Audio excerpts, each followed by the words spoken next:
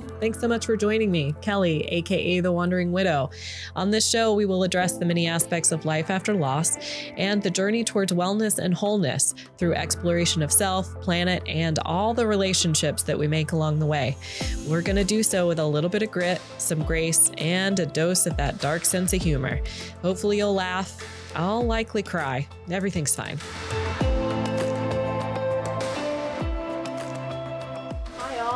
I am sitting down at the very end of 2020 recording this podcast. That felt damn good to say. I'm going to say it again. The end of 2020. What a year. Am I right? Oh my gosh. Y'all, I'm going to be totally honest with you. Quite frankly, I am just damn tired of talking about it. I'm tired of hearing about it. I am even tired of the memes picturing the dumpster fires that are representative of 2020, and there is nothing that I love more than a good meme. And yet, I would be remiss if I did not recognize that yes, 2020 has indeed been a challenge for all of us in some capacity. We are all grieving in some way, and many of you listening may also be facing the challenge of navigating that experience in tandem with feeling all that is associated with the grieving process of additional losses.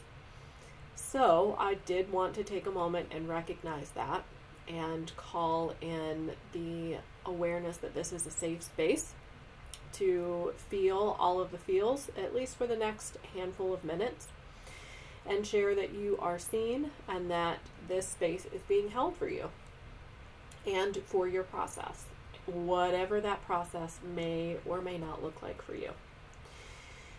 And also know this, that whatever your process is, grief yearns to be felt.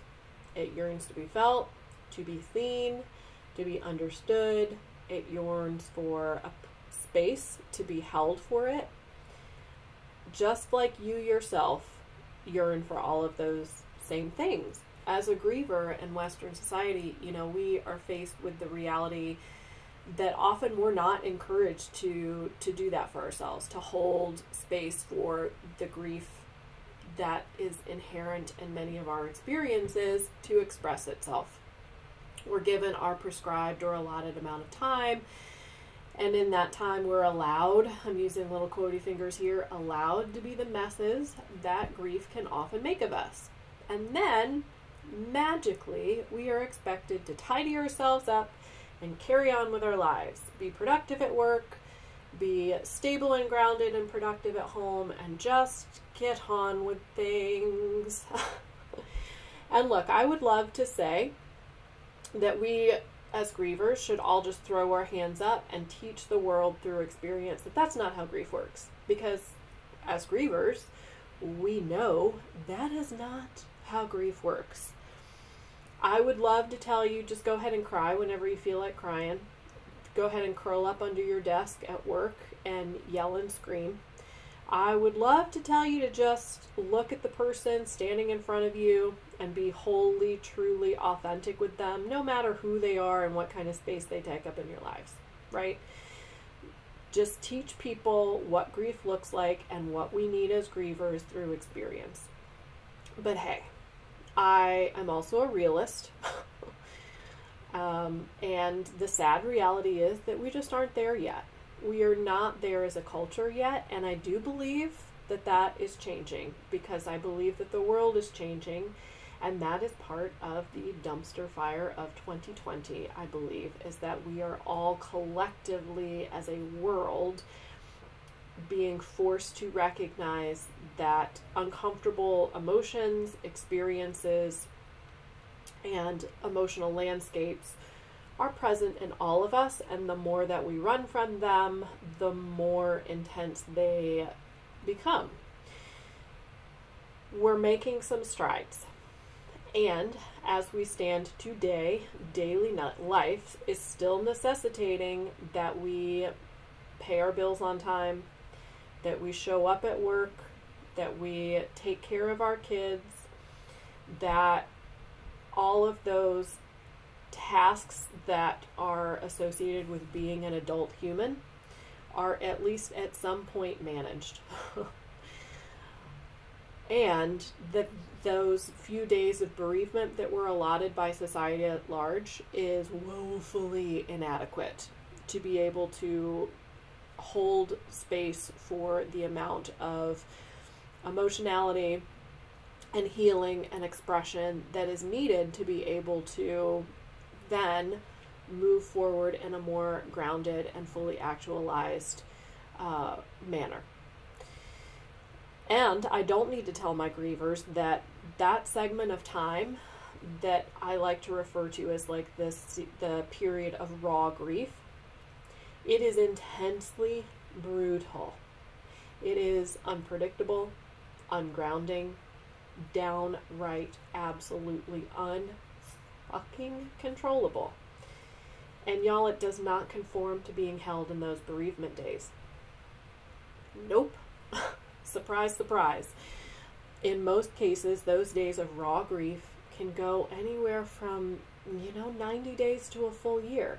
And I always hesitate to put a timeline on anything because I would also like to remind all of you as listeners that we are individuals and that our grieving experiences are as individual as we are.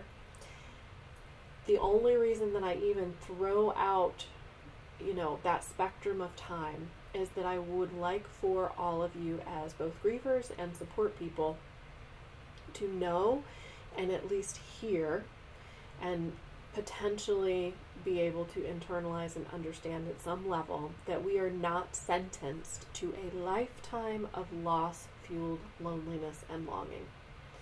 We aren't. That period of time, that acute period of raw grief, is not permanent. We are not sentenced to that lifetime of intensity and unpredictable waves of emotionality. There is freedom available, and it often comes with the mindful allowance of all that is. So the opposite of mindful allowance is when we are fighting against those emotions, when we shove them down and away as something that we need to hide from or that we need to run from. When we do that, our brains begin to see those types of emotions as a threat. When we are inevitably struck with that memory or a scent, or we hear a song and it just brings up this new wave of emotion, and we have gone through the process of creating a habit of pushing down those emotions, pushing them down and away, our minds recognize that kind of emotion as something that is unsafe. So then we're programming ourselves to go into high alert when some of those more challenging feelings are present. And that can fuel a whole host of other kinds of emotions that are not necessarily for our highest and best good, right? So then we can start feeling waves of intense anxiety. And that anxiety, it may be present in a more consistent and constant way.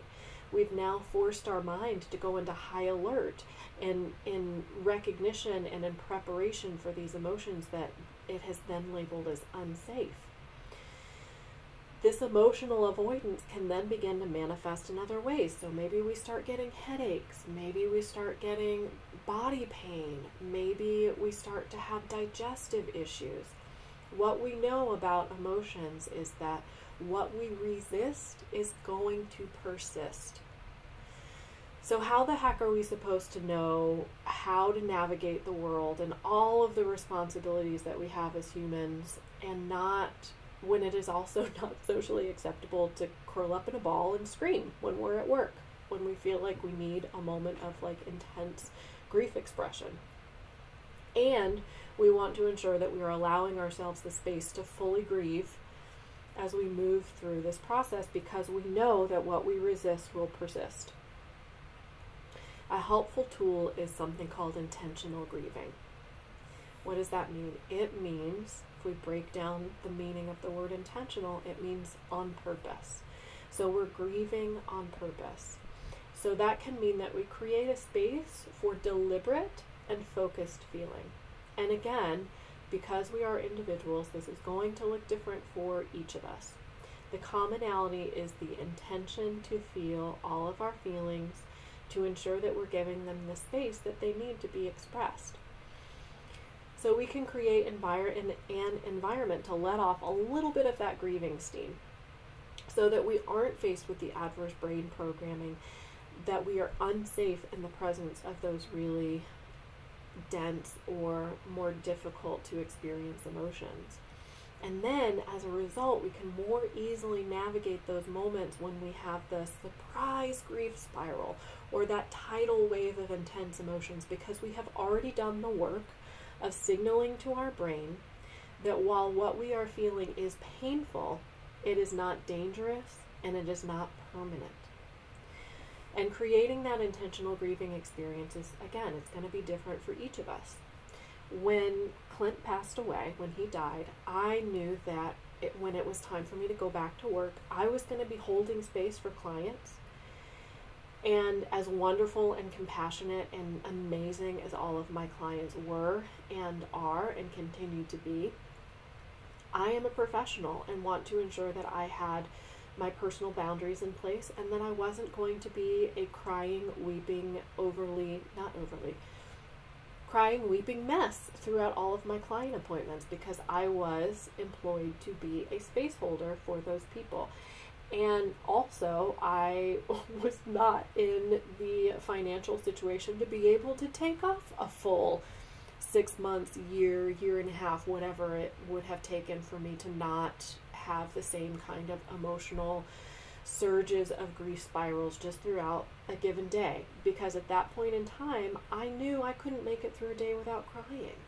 I just wasn't there yet.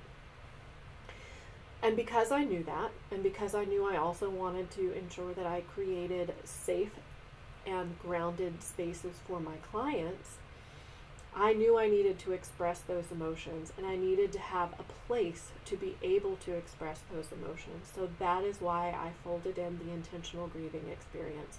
For me, what that looked like is every day before I got ready to get on with my day to start work, before I started even getting ready, and then at the end of the day, I would set a timer on my phone for 5 minutes. And in that 5 minutes, I let myself wail. I let myself roll around on the ground, if that is what I needed to do, while yelling and screaming and crying. Sometimes I literally rolled around on the floor and screamed about how unfair it was that Clint had died. Sometimes I yelled at Clint. Sometimes I yelled at a God that I wasn't even sure that I believed in. Sometimes I would punch pillows as hard as I possibly could. And then other days I would just numbly lay on my back and stare at the ceiling, and then be almost surprised when tears started to pour out of my eyes, because I thought for sure I had cried all of the tears that were even left in my body to cry. And then the timer went off. And that was my 5 minutes. And I took my 3 big, full, stabilizing breaths, pulled myself off the floor, if that's where I found myself to be, put myself into the shower, got ready for work, went to work. And I would do the same thing at the end of the day, either in the car, on the way home, obviously not the rolling around, but sometimes the screaming and or punching the steering wheel, or when I got home. But I knew that at the end of the day, I was going to allow myself to utilize that 5 minutes in whatever way felt most beneficial and authentic that day. And I found that throughout the day, when I felt that surge of grief making its way to the surface while I was at work, while I was with a client, while I was maybe at the grocery store, or wherever it happened to be, I would internally tell myself, I feel this grief, I recognize that it needs to be fully expressed, and I will express it when the time is more appropriate. And just knowing that I had a place to let all of that emotionality be expressed, knowing that I had a place to let tears or screams or whatever else to come up and out, made the movement and that swell of emotional a little bit more manageable in the time. So maybe your intentional grief looks a little bit different. Maybe you want to sit and listen to a song or a playlist that you and your loved one have enjoyed together.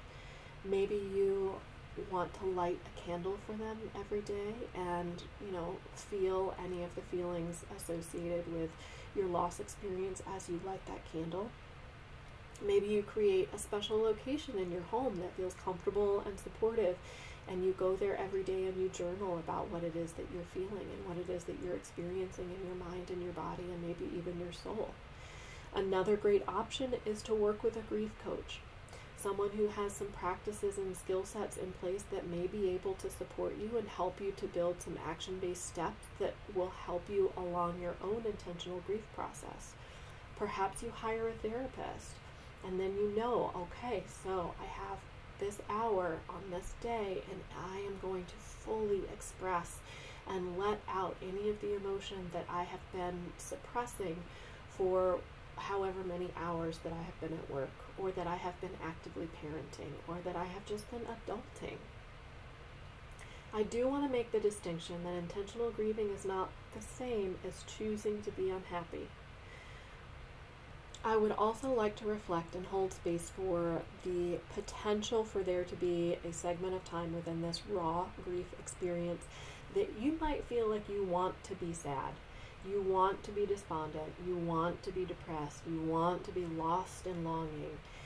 And that really stems from the fact that these emotions can feel as though they connect us to our lost loved one or our lost experience.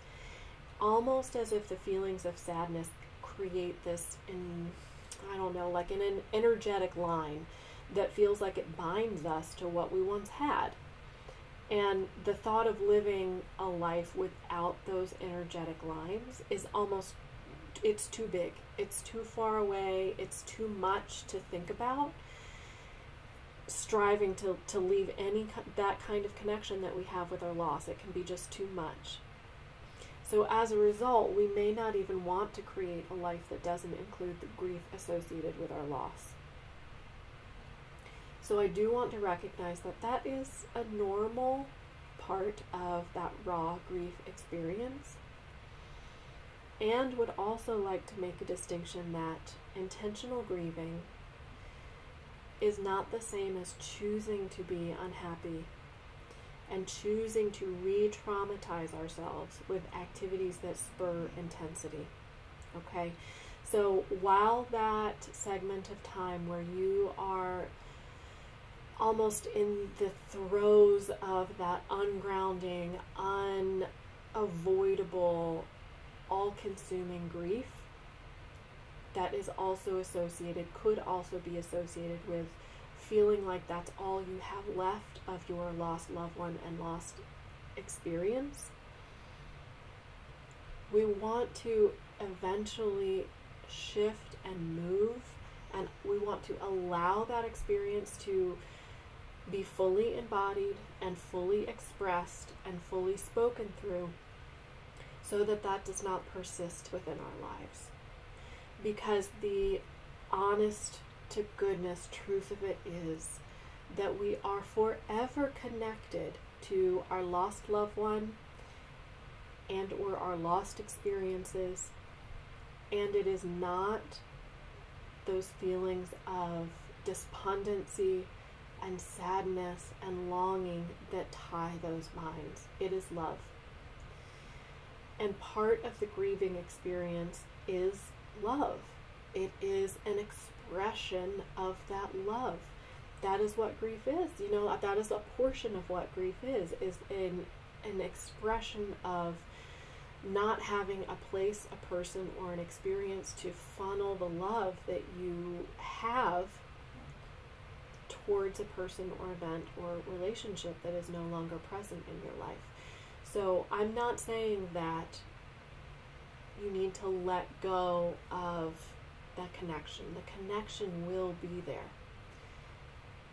And allowing for the honest expression of whatever it is from moment to moment is going to allow for some of that intensity to shift so that you can have a little bit more space to breathe.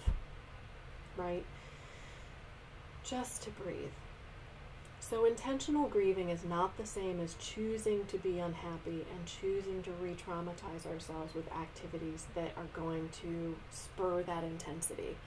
I mean, that is really what that is.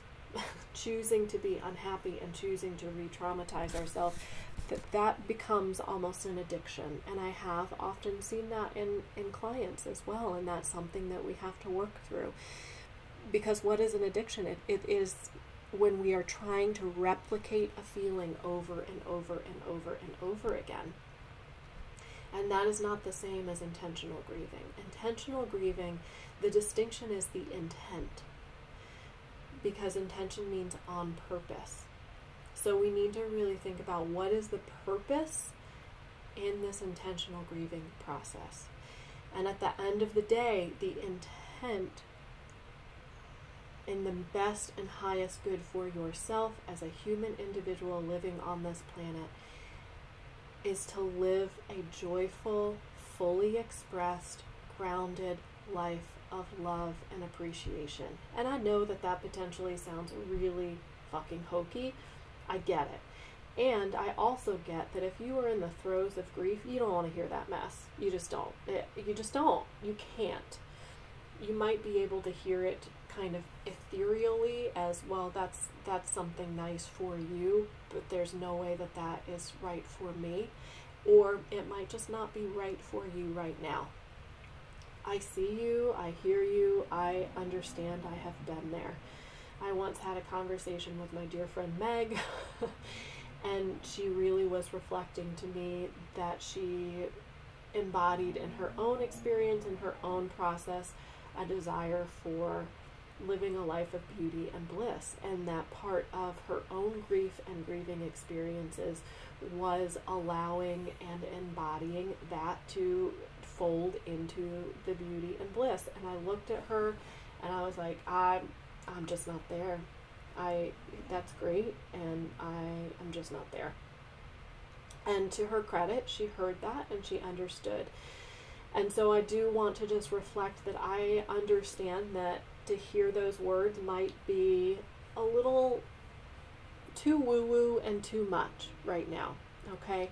So what I would like to say to you then is that with intentional grieving, when you are allowing yourself to feel all of the feels, part of the allowing yourself to feel all of the feels is all of the feels. So all of the pieces of the collateral beauty that's involved in the grief experience as well. The kindnesses that we experience from our neighbors and our friends and our living loved ones. The beauty that you are able to recognize in some of the simplest and purest and tiniest of day-to-day pleasures that maybe you never would have recognized. Maybe you would have, I don't know. For me, I don't know that I ever would have recognized some of the things that I find intense beauty and bliss and pleasure within without the duality of understanding and being acutely aware of how short and how precious a life really is. I'm not telling you to grieve with an outcome in mind, to grieve intentionally to gain any sort of beauty and bliss as if it were a prize. I am gently suggesting that you allow yourself to grieve fully because you love yourself. And look, maybe that's too big of a concept right now because you're too deep in your raw grief experience. Perhaps then that I would suggest that you allow yourself to grieve fully as an expression, as an act of honoring the love that you still feel and will always feel for your lost loved one or relationship or experience. Grieving authentically is the ultimate act of self-care. Mindfully allowing all the emotionality that is to be felt and to let it move through you is the ultimate act of self-care. When we create the space to feel and move with all of our emotions without pushing any of them down or away, that validates our full emotional experience. And when you're ready, that full emotional experience may feel a little bit lighter. It may feel as though it has a little bit more freedom available for you. And you will feel joy again. I promise. You will. Maybe in 2021, y'all. Oh, so let's all take a big collective breath and hope that 2021 is a little bit lighter and a little bit brighter for all of us. Thank you again so much for listening, and sending love to each of you.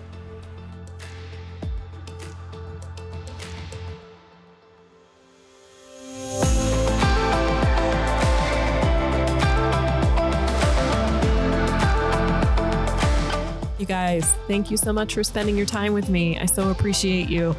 If you've enjoyed any part of this podcast, I would also really appreciate a quick review, or maybe share the podcast with someone else in your life that you think might also find value in it. If you've got ideas for things you want me to tackle in future episodes, or if you just want to share a little bit more about your own story, you can find me on Instagram at khhealingarts, or you can reach out to me via my webpage. It's khhealingarts.com. I'd love to continue this conversation and get to know you a little bit better.